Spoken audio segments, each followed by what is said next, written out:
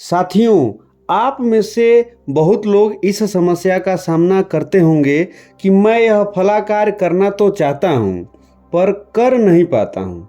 मैं चाहता तो हूँ कि गलती ना करूँ, परंतु गलती हो ही जाती है।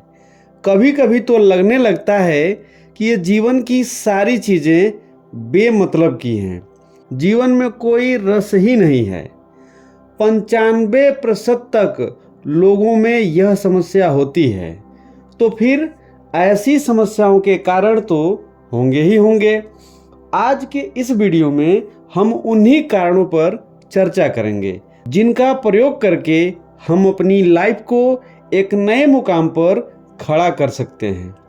साथियों, आपकी सबसे बड़ी खुराक आपके विचार हैं। आप जैसी खुराक लेंगे वैसे ही बनते जाएंगे। याद रखिए, जब आपका मन खराब होगा तो दूसरे लोगों के कार्य, उनका भोलापन, सब में आपको चालाकी दिखने लगेगी।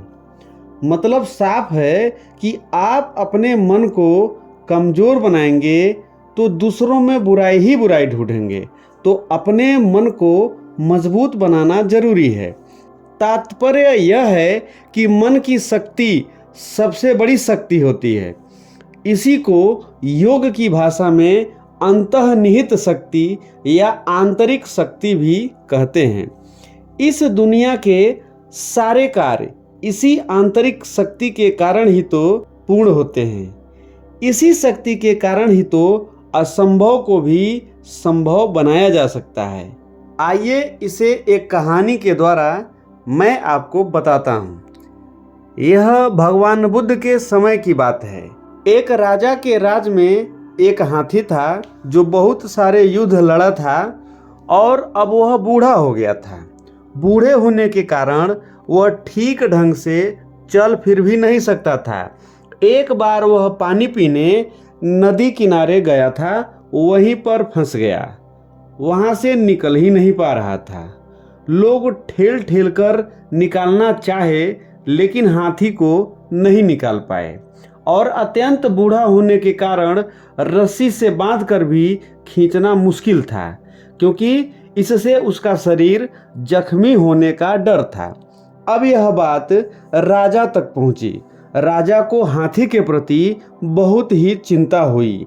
वह कई सारे सैनिकों को भेजे कि जाओ और हाथी को बाहर निकालो। सैनिक भी बहुत कोशिश किए, परंतु हाथी को निकाल नहीं पाए। राजा मंत्री को भेजे कि जाओ किसी तरह हाथी की रक्षा करो। मंत्री शांत चित्त से सोचा कि आखिर क्या किया जा सकता है, सारे दांव तो फेल हो गए हैं।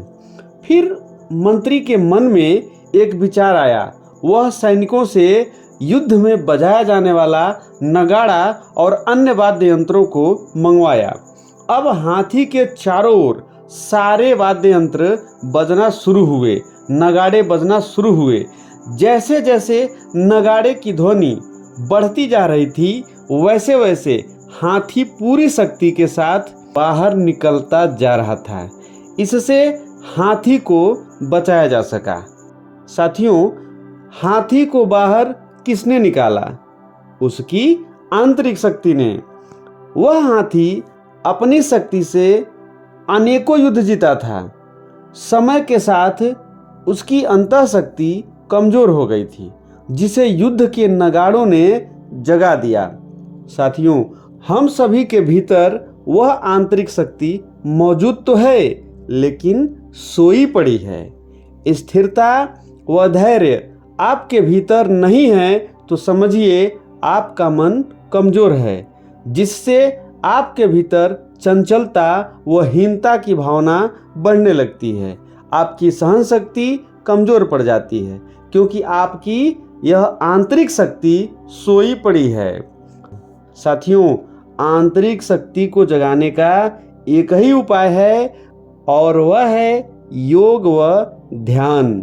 अगर आप अपनी आंतरिक शक्ति को बहुत बढ़ाना चाहते हैं तो निरंतर ब्रह्म मुहूर्त में उठकर ध्यान व योग किया करें। ध्यान से एकाग्रता बढ़ती है। एकाग्रता बढ़ने से हमारा मन मजबूत होता है, जिससे आंतरिक ऊर्जा की वृद्धि होती है।